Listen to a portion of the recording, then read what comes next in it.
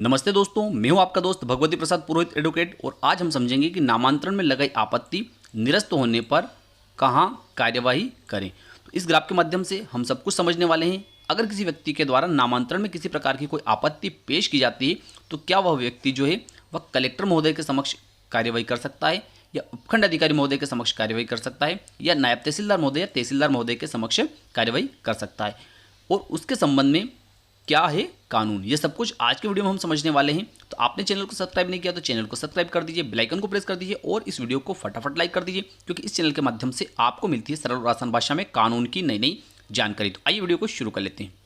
देखिए दोस्तों, यहाँ पर हमने एक काल्पनिक ग्राफ लिया है। एक काल्पनिक नाम लिया है हमने रामलाल, एक काल्पनिक नाम लिया है हमने श्यामलाल। यह एक जमीन का टुकड़ा है। यह कलेक्टर महोदय की न्यायालय है, यह उपखंड अधिकारी महोदय अर्थात एसडीओ महोदय की न्यायालय है, यह तहसीलदार महोदय और नायब तहसीलदार महोदय की न्यायालय है। और इसके संबंध में क्या है कानून, यह भी आज के वीडियो में हम समझने वाले हैं। तो हम सबसे पहले यह समझेंगे कि मान लिया जाए ये ज़मीन है।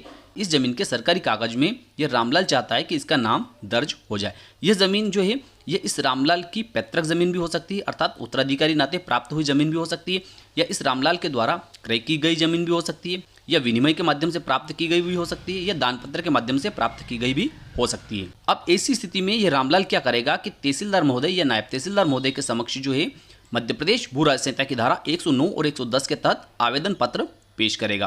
तो ऐसी स्थिति में यह श्यामलाल जो है यह चाहता है कि इस जमीन के सरकारी कागज में इस रामलाल का नाम दर्ज न हो, और उसका जो भी कारण है वह कारण जो है यह श्यामलाल बताते हुए एक आपत्ति जो है तहसीलदार महोदय या नायब तहसीलदार महोदय के समक्ष पेश करेगा कि इस कारण से इस जमीन पर जो है इस रामलाल का नामांतरण नहीं किया जाए, अर्थात इस जमीन के सरकारी कागज में इस रामलाल का नाम दर्ज नहीं किया जाए। तो इस प्रकार की जब आपत्ति इस श्यामलाल के द्वारा तहसीलदार महोदय या नायब तहसीलदार महोदय के समक्ष पेश की जाती है, तो ऐसी स्थिति में इस श्यामलाल का दायित्व रहता है कि उस आपत्ति को तहसीलदार महोदय के समक्ष यह श्यामलाल जो है यह प्रमाणित करे कि इस रामलाल का नामांतरण जो है इस जमीन के सरकारी कागज में क्यों नहीं किया जाए। अगर उस आपत्ति को यह श्यामलाल जो है यह प्रमाणित कर देता है, तो ऐसी स्थिति में इस रामलाल के द्वारा तहसीलदार महोदय के समक्ष प्रस्तुत आवेदन पत्र को निरस्त कर दिया जाएगा। लेकिन यह श्यामलाल जो है यह अपनी आपत्ति को तहसीलदार महोदय या नायब तहसीलदार महोदय के समक्ष साबित नहीं कर पाता है, तो ऐसी स्थिति में इस श्यामलाल की आपत्ति जो है उसे निरस्त कर दिया जाएगा। और इस रामलाल ने जो आवेदन पेश किया है तहसीलदार महोदय या नायब तहसीलदार महोदय के समक्ष उसका विचारण किया जाएगा। उसको उसी दिन अंतिम रूप नहीं दिया जाएगा, अर्थात इसकी आपत्ति जो है उसको निरस्त करते हुए तत्काल इस रामलाल का नामांतरण नहीं किया जाएगा, बल्कि उस नामांतरण के संबंध में जो है जांच जो है वह तहसीलदार महोदय या नायब तहसीलदार महोदय के द्वारा जारी रखी जाएगी। अब यहाँ पर क्या होता है कि इस श्यामलाल की आपत्ति जो है उसको तो निरस्त कर दिया गया। तो ऐसी स्थिति में इस श्यामलाल के पास में दो विकल्प रहते हैं। पहला विकल्प यह रहता है कि इस श्यामलाल की जो आपत्ति तहसीलदार महोदय या नायब तहसीलदार महोदय ने निरस्त की है, उस निरस्ती का आदेश जो है उसकी प्रमाणित प्रतिलिपि लेकर यह श्यामलाल जो है यह कलेक्टर महोदय के समक्ष मध्य प्रदेश भू राज्य संहिता की धारा 50 के तहत रिवीजन अर्थात पुनरीक्षण पेश कर सकता है।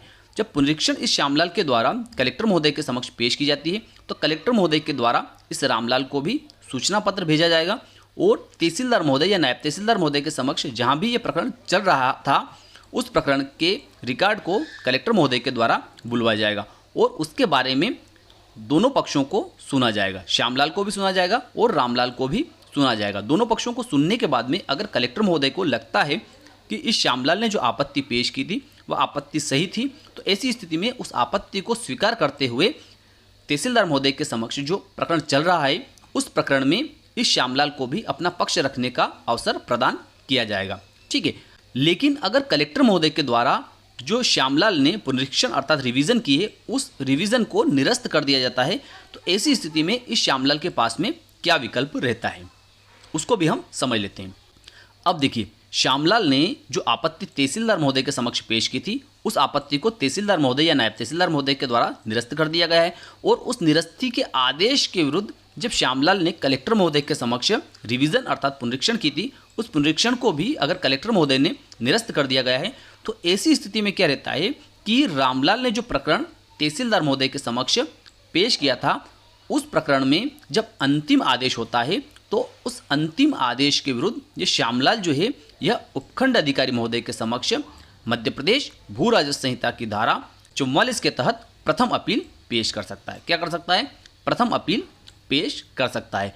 और जो आपत्ति इस श्यामलाल की थी, उस आपत्ति को यह उपखंड अधिकारी महोदय के समक्ष भी उठा सकता है। तो मैं विश्वास रखता हूं कि आज की दी गई जानकारी आपको अच्छी लगी होगी। अच्छी लगी हो तो इस वीडियो को लाइक कर दीजिए, अधिक से अधिक लोगों तक इसको शेयर कर दीजिए। फिर मिलते हैं अगले वीडियो में, तब तक के लिए जय हिंद जय भारत।